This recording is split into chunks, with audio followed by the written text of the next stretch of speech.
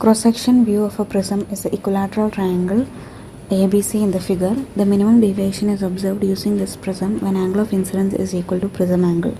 The time taken by light to travel from P, midpoint of BC, to A is dash into 10 raised to minus 10 second. Given speed of light in vacuum is 3 into 10 raised to 8 meter per second and cos 30 degree is equal to root 3 by 2. We are given in the question that the angle of incidence is equal to prism angle, which is 60 degree for an equilateral prism, and we know the formula for minimum deviation del minimum is equal to I minus A. So we have 2 into 60, 120 minus 60, that is 60 degree as our minimum deviation angle. Now with this information, let us find the refractive index. Refractive index mu is equal to sine A plus del m by 2 by sine A by 2. So we have A plus del m, that is 120 by 2 sine 60 by sine 30. Sine 60 we know it is root 3 by 2 by 1 by 2. We'll get answer as root 3. Now we are asked to find time taken by light to travel from P to A. So first of all, let us find the velocity of light in that medium.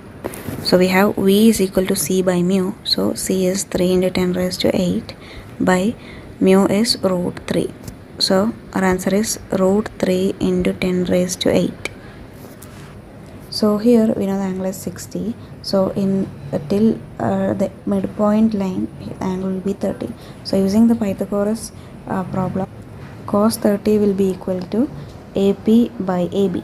So we can get AP value as AP is equal to AB into cos 30. So AB we know is 10 centimeters. So 10 into 10 raised to minus 2 into cos 30, which is root 3 by 2. We know velocity is equal to distance by time. So time is equal to distance by velocity. We have distance and velocity. Now let's find the time, which is our answer. So T is equal 5 into 10 raised to minus 2 into root 3 by root 3 into 10 raised to 8. So we can cancel root 3, and we can take 10 raised to 8 to the numerator. We'll have 5 into 10 raised to minus 2 plus 10 raised to minus 8 minus 10 second, which is our answer. So here it is 5 is our answer.